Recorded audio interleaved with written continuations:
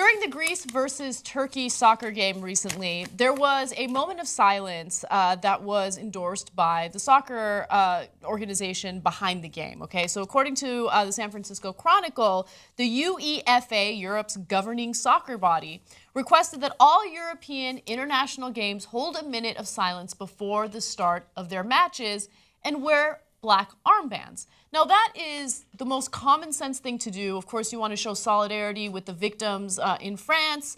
There's nothing wrong with that. However, if you look at the next video, you'll see that not everyone in the audience was a fan of this moment of silence. Take a look.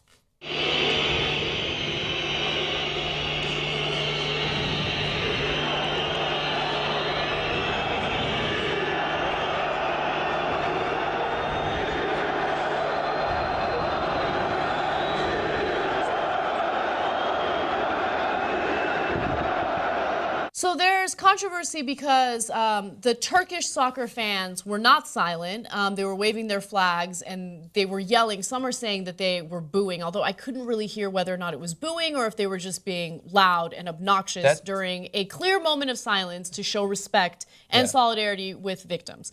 Now, whether or not they're booing, I don't care. What they did was disrespectful. What they did was disgusting, okay? And I don't know what else to say about that. It's hard to say that they were booing. I don't watch a lot of soccer matches, let alone international soccer matches, but that sounds to me like what I imagine the stadium sounds like all the time, right.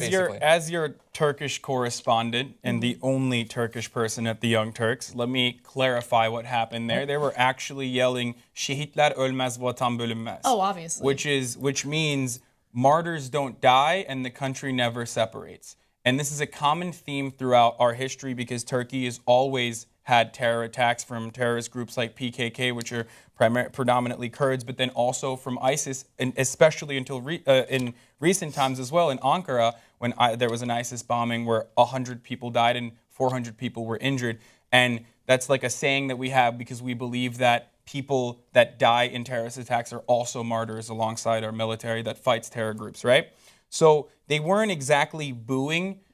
They weren't like booing the fact that Paris was bombed, and it wasn't a show of like being non-sympathetic. It was more potentially solidarity. Basically. Yeah, but at the same time, but then again, it's a complex political issue because Turkey is predominantly Sunni, and so is ISIS. And ISIS has a common kind of enemy within Turkey. Like I said, it's complex, and this might sound a little insensitive, but the ISIS attacks Kurds, which Kurds usually have been known to attack within Turkish borders, right?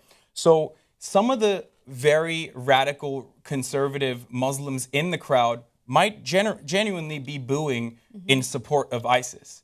And I'm not going to rule that out. However, the coverage is a little biased from the Western media because they weren't yelling Allahu Akbar. They were genuinely yelling like, you know, martyrs don't die, or and the country doesn't. To the extent that they were yelling Allahu Akbar, that doesn't. People in America seem to think if you say that, you are about to explode.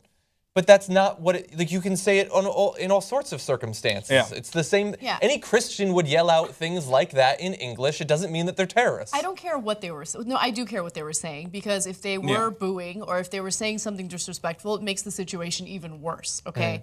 But I'm not having a conversation about the complex issues between Turkey and ISIS and the Kurds. No, you're at a soccer game, okay? They're having a moment of silence to show respect to the victims of this terrible, tragic terrorist I agree. violence. It was inappropriate regardless. It was inappropriate. Well, I also read, though, that some people apparently were pissed because after the terrorist attacks in Istanbul, which I believe killed over 100 people. In Ankara? Yeah, exactly. There was also one in Istanbul. But anyway, they didn't have any moments of silence and things like that. So some people might feel like it's the West being so West-centric to say our victims matter more. And some people might have been pissed that they had suffered a terrible terrorist attack and there was no international solidarity. Okay, that is a fair criticism, but there's a time and a place, right? To I agree. I'm not saying they're right. And yeah, exactly. And so in this case, look, you look bad as Turkish soccer fans. You look terrible. Yeah, I know, but Turkish soccer fans aren't exactly known for being tolerant, and also it's soccer fans, period. Okay? Yeah, and this is again a group of bad apples, kind of, because